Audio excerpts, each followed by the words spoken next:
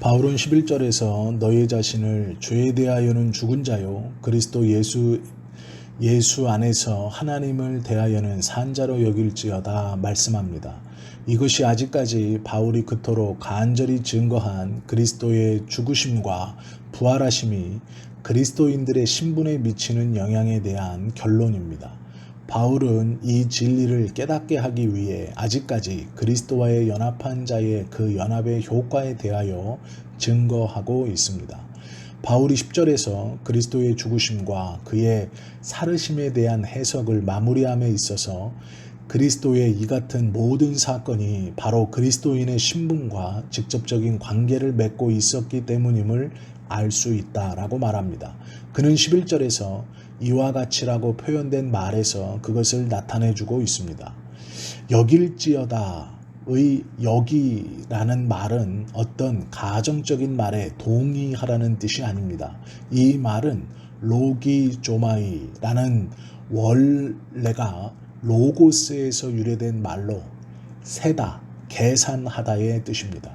이것은 확실히 계산된 말씀으로 그대로 믿으라 라는 뜻입니다.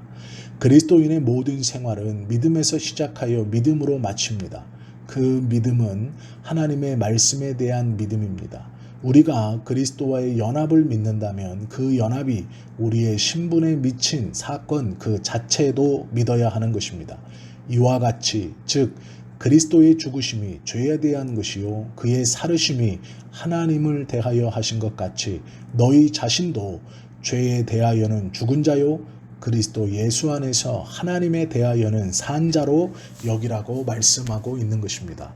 이것을 믿으라고 명령하고 있는 것이죠. 여기라는 말은 믿으라는 말로서 체험을 의미하는 말이 아닙니다. 믿음에는 체험이 수반되는 것이 아닙니다.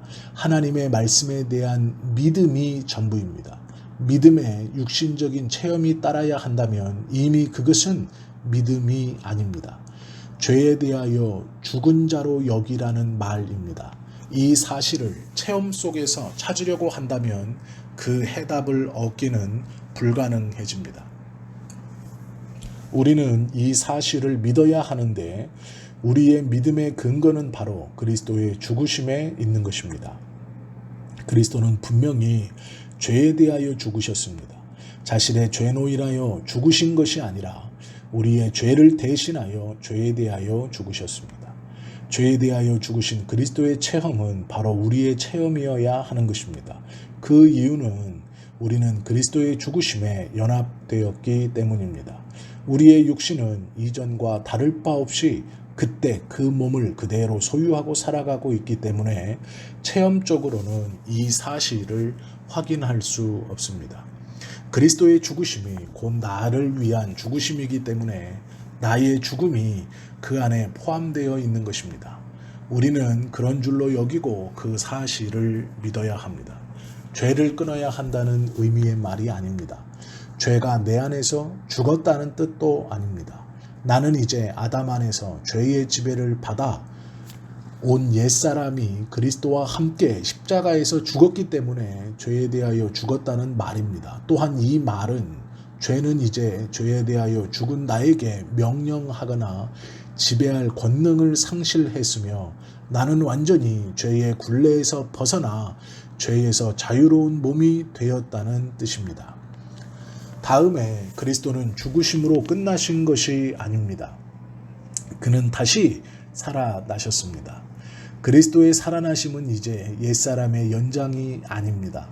이전 죄 아래로 들어오셨던 육신의 옛사람은 죽고 장사되심으로 끝났습니다.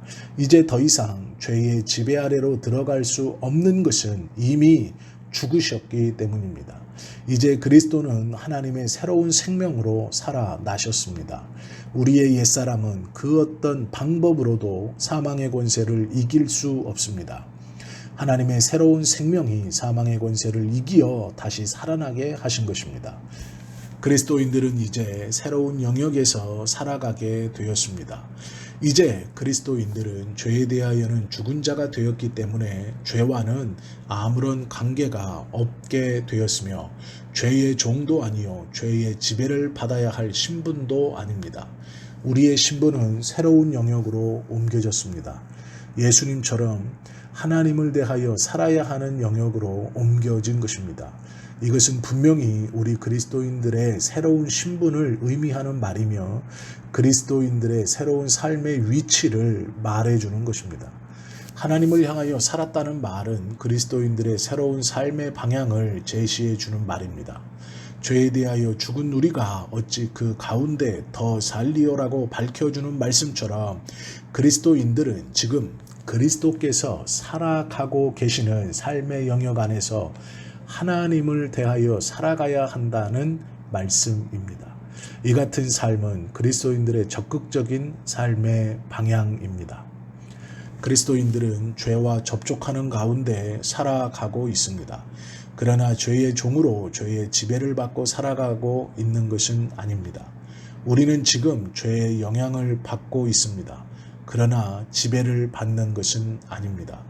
우리는 죽음을 통과하게 되어 있습니다. 그러나 그 죽음이 나를 주장하지 못합니다. 그리스도인들의 죽음은 육신의 잠입니다. 그의 생명은 하나님과 같이 영원히 살아있으며 잠자는 우리의 몸도 그리스도의 영화로운 부활의 몸으로 살아날 것입니다. 이 은혜를 확신하며 살아가는 저와 여러분 되시기를 예수님의 이름으로 축원합니다. 기도드립니다.